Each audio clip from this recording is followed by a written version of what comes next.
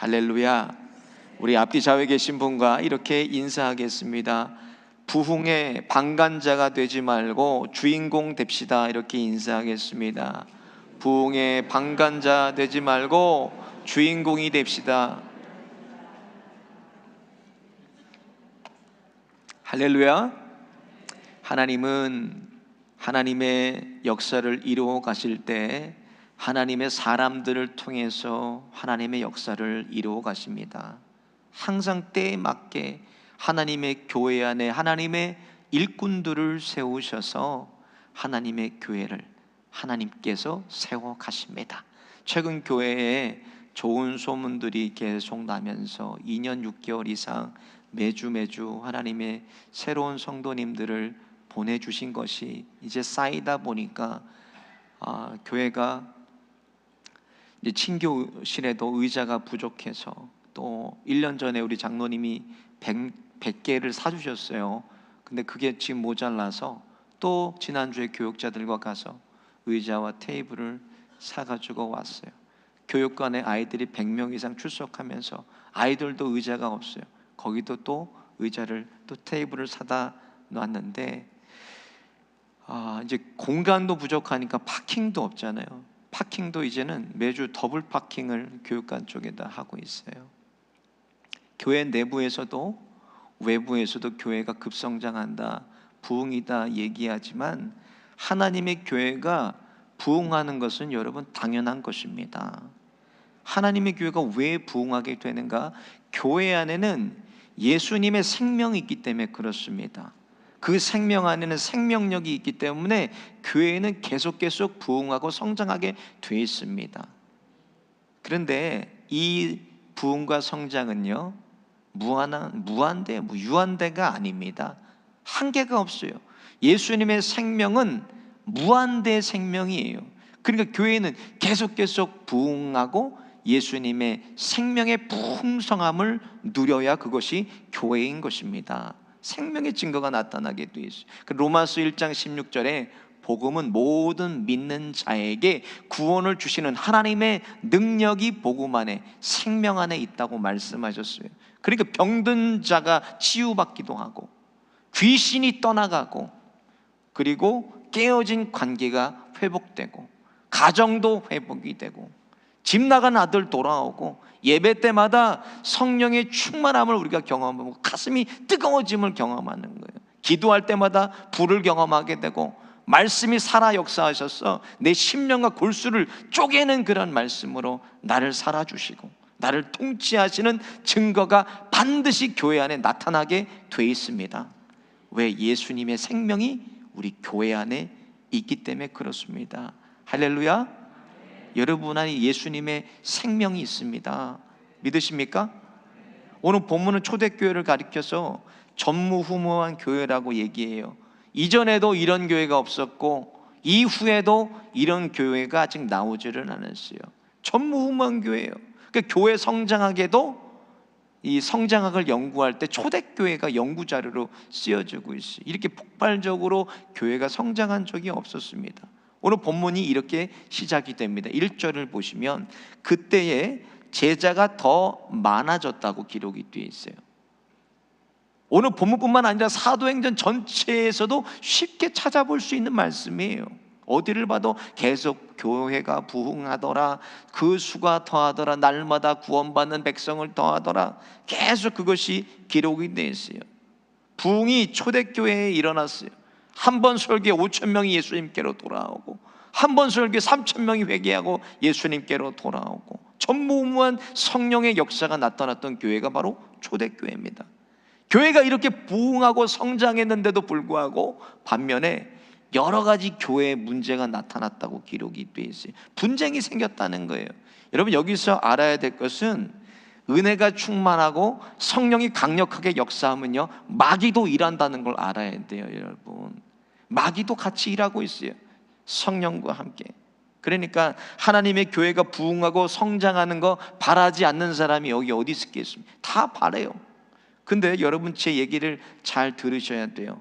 세상의 모든 교회가 다 부흥하고 성장하는 건 아니에요.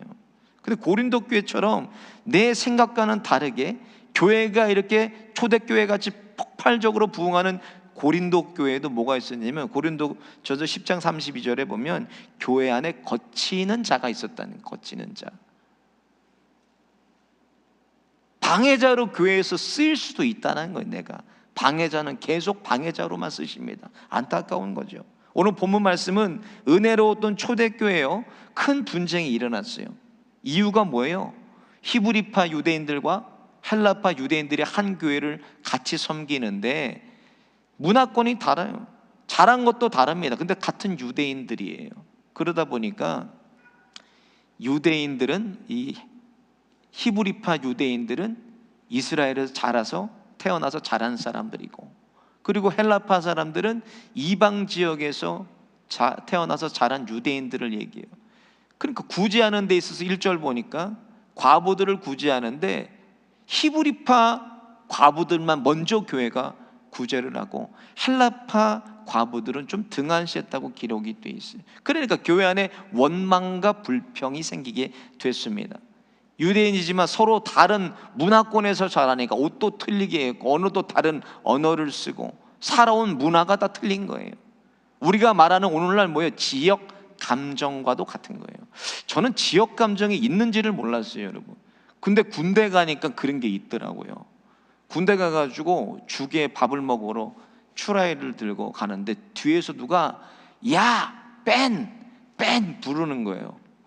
저는 뺀이 아니잖아요. 제가 뺀이 뭔지 모르니까 그냥 들고 가는데 뒤에서 선임이 쫓아오더니 그 밥숟가락이죠. 밥숟가락으로 머리통을 탁 때리는 거예요. 그 깍두기 국물이 여기서 이렇게 흐르는데 피죠.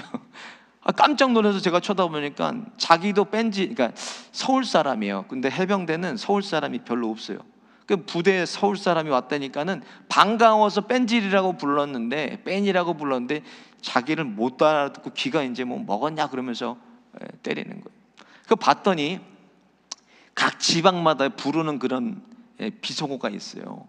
전라도 여러분 뭐라 그러는지 아세요? 전라도 끈깽이라고 부르더라고요. 그리고 경상도는 보리문댕이라고 부르고, 충청도는 멍청도라고 부르더라고요. 속어요. 제주도는 여러분 뭐라고 부르는지, 제주도가 제일 심해요. 제주도는요, 닭을 독이라고 하나 봐요. 그래서 독대가리라고 막 그게 무슨 말이냐 할 때 그게 다 비속어예요, 비속어. 각 지방마다 부르는 그런 비속어가 있더라고요. 오늘 본문에도 그렇게 헬라파, 히브리파, 과부들을 구제하는데 교회가 분쟁이 났습니다. 2절부터 4절에 보니까 말씀 전하는 일과 사도들이 기도하는 일에 집중하지를 못했어요. 마음이 나눠지니까 영적인 위기가 교회에 찾아오게 됐어요. 그래서 하나님께서 교회에 7 집사를 불러 세우시고 그들을 통해서 하나님의 교회의 일들을 해결하게 하시는데, 하나님이 교회 일꾼을 세우시는 목적이 오늘 본문에 기록이 되어 있어요. 그 목적이 무엇이가? 먼저 교회의 문제를 해결하기 위해서 하나님이 일꾼들을 세우신다는 거예요. 3, 4절을 같이 보겠습니다. 시작. 형제들아, 너희 가운데서 성령과 지혜가 충만하여 칭찬받는 사람 7을 택하라. 우리가 이 일을 그들에게 맡기고 우리는 오로지 기도하는 일과 말씀 사역에 힘쓰리다 하니, 교회 안에 구제하는 일 때문에 마음이 나눠지고 분쟁이 나니까 이 일을 해결하기 위해서 7 집사를 하나님께서 세우셨습니다. 어느 단체를 봐도요, 그 단체의 문제를 해결하는 사람은 일부의 사람들이에요. 일부의 사람들이 책임지고 일부의 사람들이 그 문제를 해결합니다. 기독교 단체 리서치를 찾아보니까 부흥하고 성장하는 교회에 몇 %의 사람들이 교회에 일을 하고 있나, 사역을 하고 있나 조사했어요. 그랬더니 그 교회들의 대부분 평균 25% 미만이에요. 25%가 넘지 않아요. 25%의 교인들이 각 교회 안에서 그 교회를 건강하게 움직이고 있다는 거예요. 성도들 100%가 다 교회를 위해서 일하는 것이 아니라 그 중에 25%의 헌신된 자들만이 교회를 섬긴다는 거예요.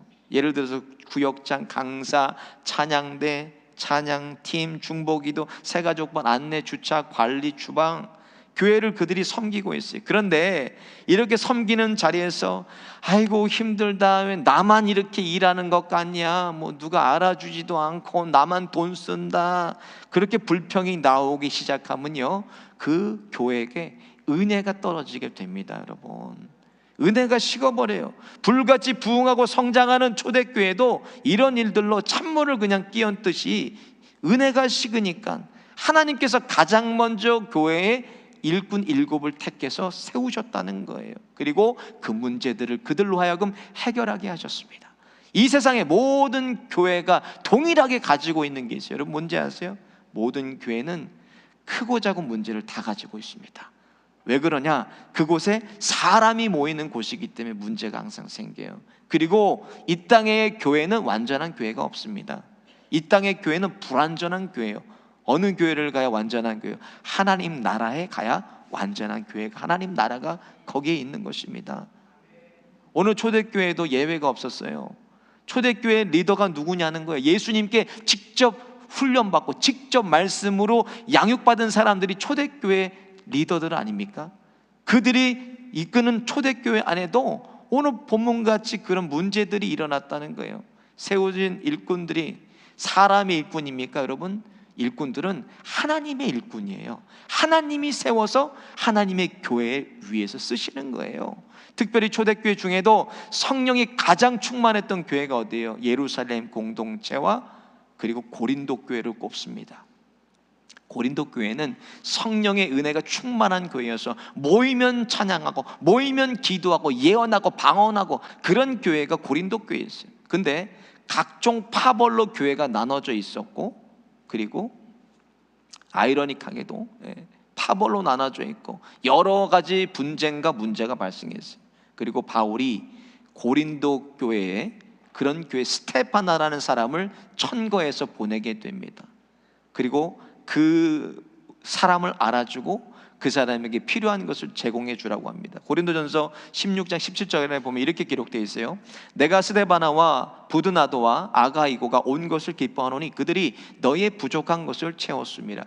그들의 부족한 것을 그들이 채웠다고 얘기하는데, 그들을 통해서 고린도 교회에 일어났던 문제들을 해결했다는 거예요. 이 사람들을 통해서 스테파나가 등장하고 고린도전서 마지막에, 그리고 고린도 후서부터는 초대교회, 이 고린도 교회 문제가 사라져 버립니다. 고린도 교회 문제에 대해서는 고린도 후서에 기록되어 있질 않아요.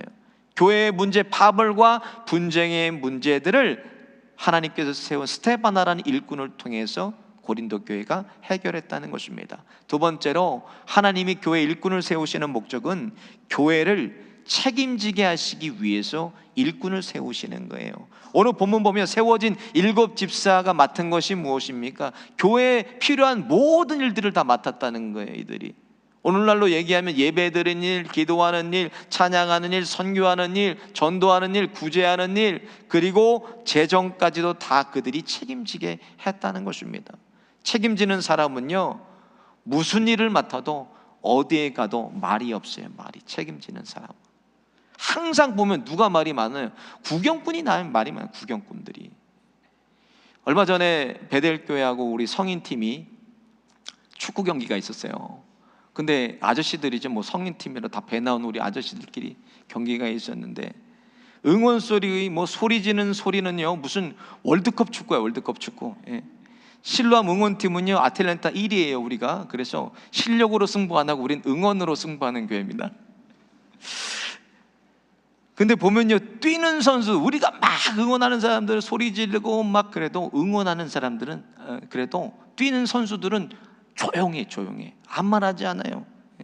응원 소리가 안 들리는지 아빠들이 지쳐서 걸어다니고, 뭐 급체력이 고갈돼 갖고 시완이가 배 나온 아빠 제발 좀 뛰라고 그래도 아빠가 뭐 걸어 힘이 어디 있어요. 걸어다니 몸이 천근만근인데. 오늘 본문에 보니까 교회 일도요, 책임을 지는 것. 교회 일을 책임지는 사람들 누구예요?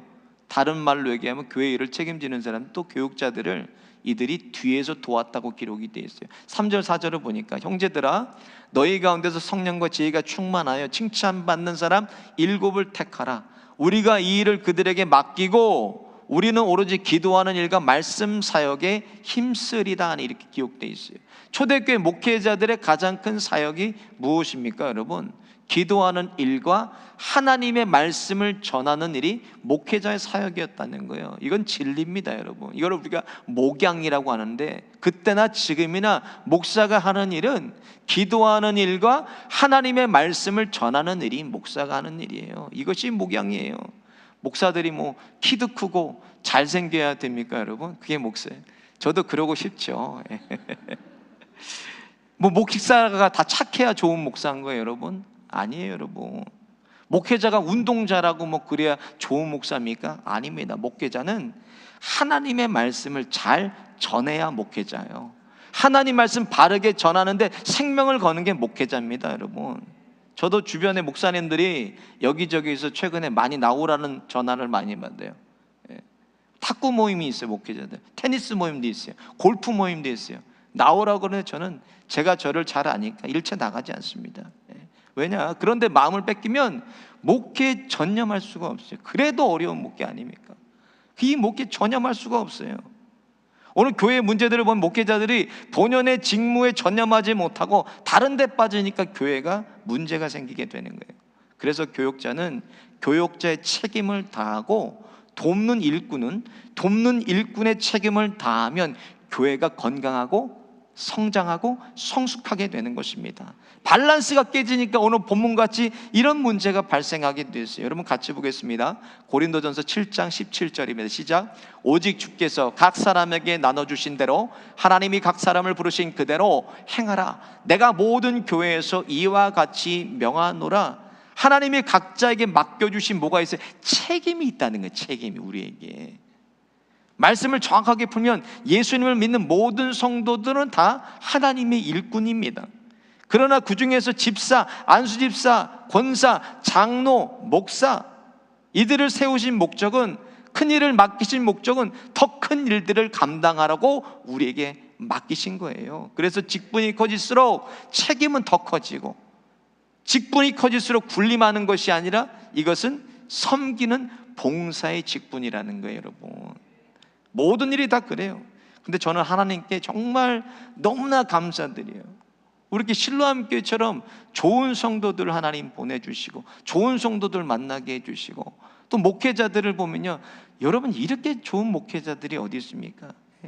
다 와서 그냥 협력하려고 하고, 뭐만 시키면은 그냥 다 마음을 모아서 힘을 빼는 목회자가 어디 있어요? 어떻게 하면 다 힘을 모을까 애쓰고, 교인들도 그냥 뭐를 부탁하면 거절하는 분이 한 분도 안 계세요. 진짜 너무 감사해요. 그러니까 교회가 이렇게 은혜스럽게 여기까지 오게 된 것입니다.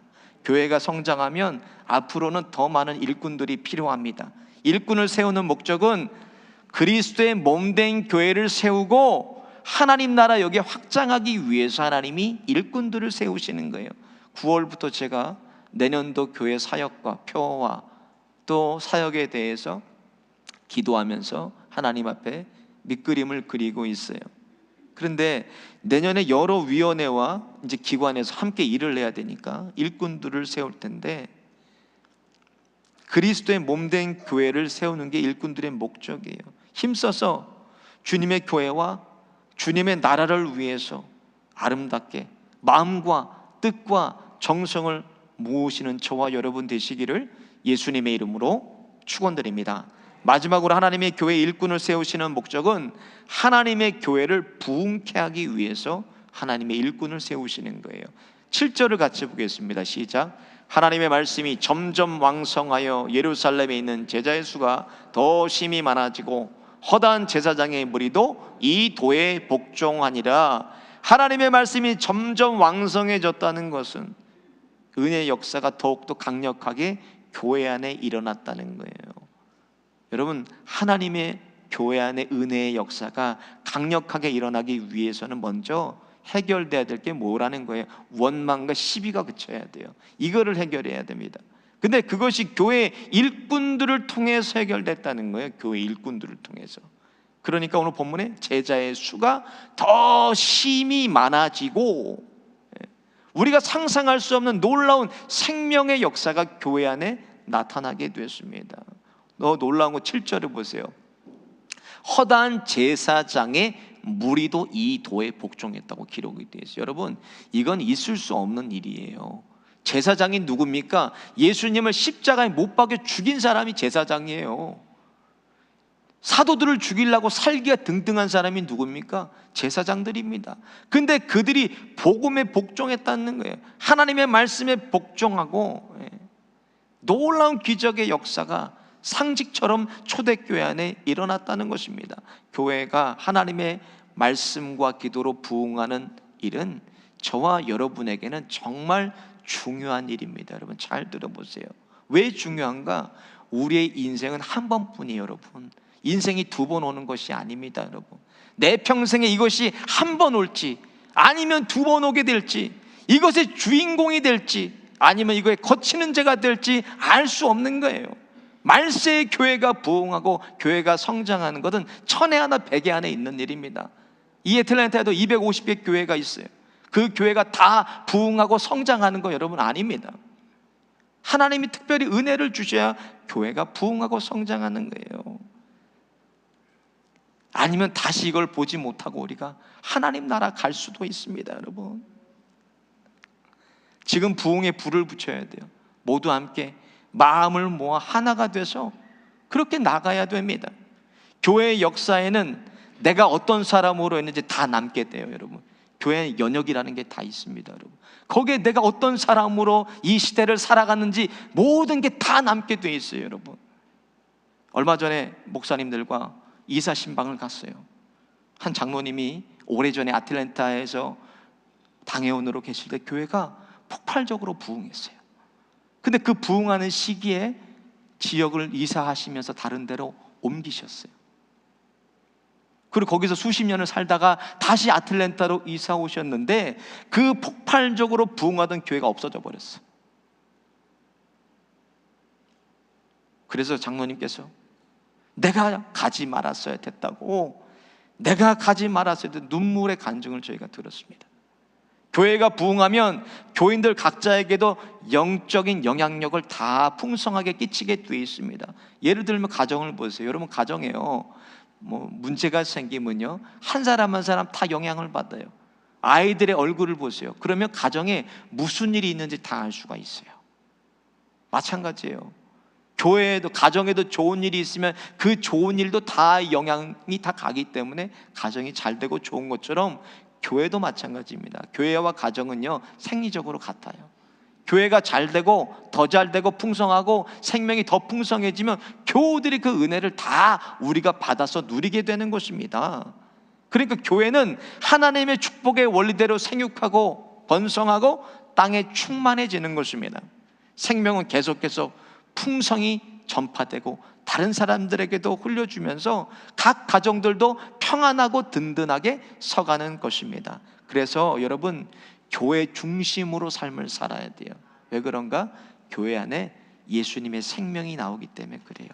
교회의 생명을 통해서 우리 그것을 마시고 누리고 맛보면서도 우리가 사람들에게도 흘려주는 거기 때문에 교회 중심으로 살아야 돼요. 하나님께서 우리 실로암 교회를 그렇게 세워가시기 위해서 저와 여러분을 일꾼으로 부르셨습니다. 이 하나님의 놀라운 부흥과 생명의 역사에 방관자 되지 마시고 다 주인공 되시기를 예수님의 이름으로 축원드립니다. 오늘 말씀 생각하시면서 함께 찬양하고 기도하겠습니다.